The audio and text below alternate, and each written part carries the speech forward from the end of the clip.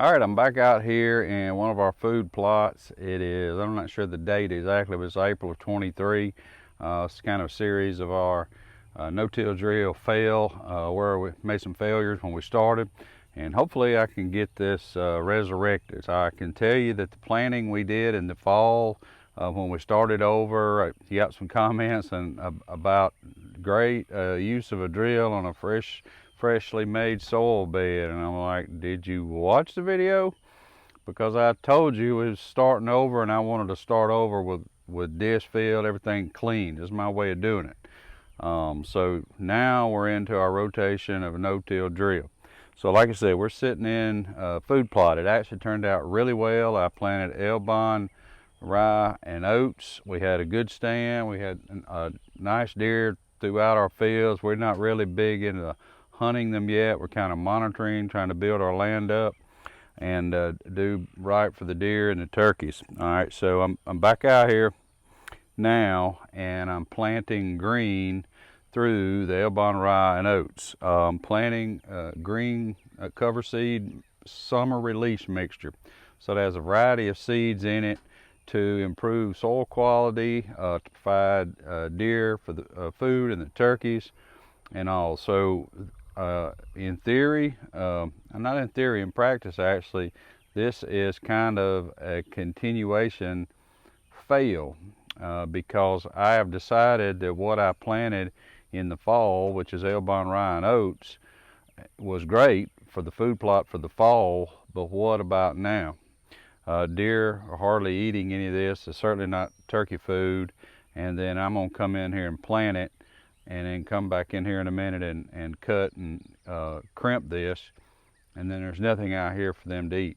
So it's a semi-fail, and so next fall of 23, I'm going to plant green covers fall release, and it'll not only have seed in it to have plants for fall and winter forage, but it'll also have clovers and other varieties in it to be able to provide some spring forage.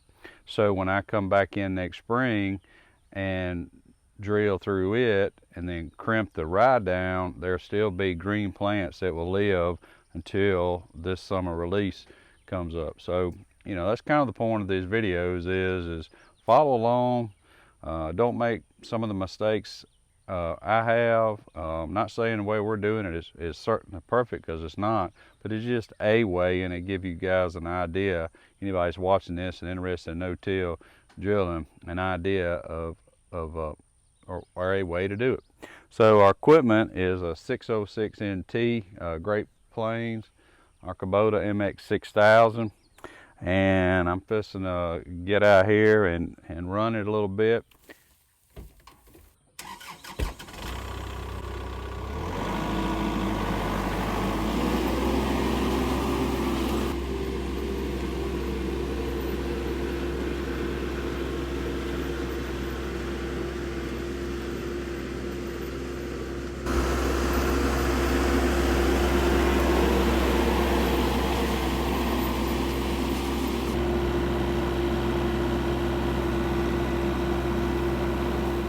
I guess my timing's impeccable. It's been a lot of rain, but I feel some drops.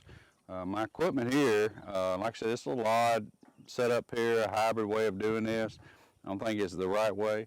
We're on our MX 5800 Kubota. We got a crimper on the front and a sickle bar cutter on the rear. And since this is Elbon, rye, and oats, and we don't have fall release planted, so by cutting it and crimping it, we're guaranteed to have this Elbon rye lay flat and not, grow back up. We're going to terminate it this way.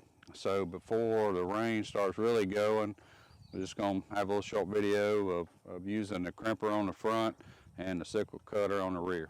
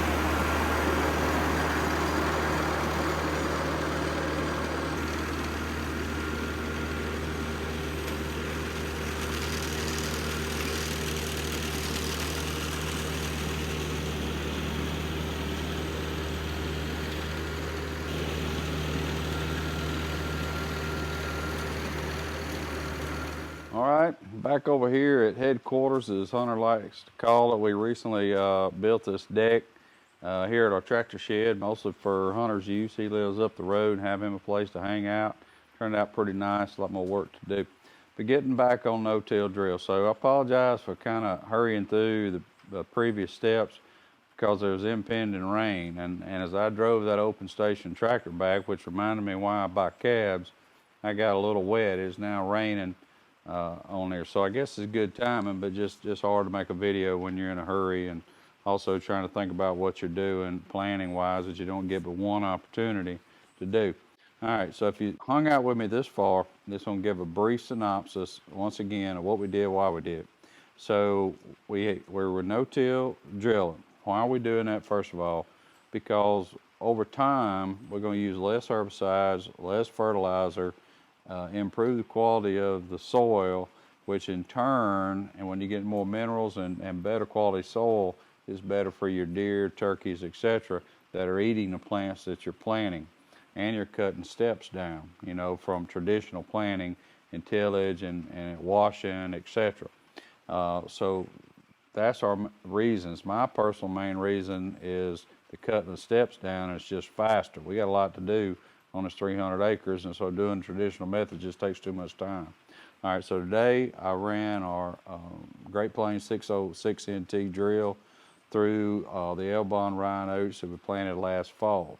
This coming fall, I'm going to plant green cover seeds fall release, because it has all the plants in there to give me forage for our animals, you know, deer and turkey, through fall and early spring. And then next spring I'll come back and drill green right through the fall release for the same stuff that we planted today. Okay, so the only big difference is that you normally wouldn't use a sickle bar mower to terminate rye and oats, but I had it, and I have the crimper here. So another plot we did, some of it came back up from the tires running over it, and the cutter didn't cut.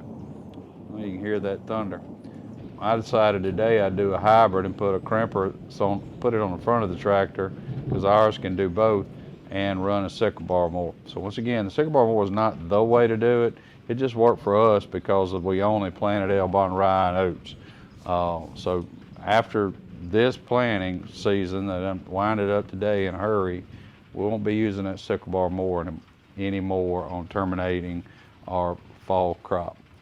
You know, and I probably mentioned it earlier, but the idea here is with the summer release and the fall release blends, is to never have the deer and turkeys something to eat, which is the problem I got right now, because I only planted Elbon rye and oats in some of these plots.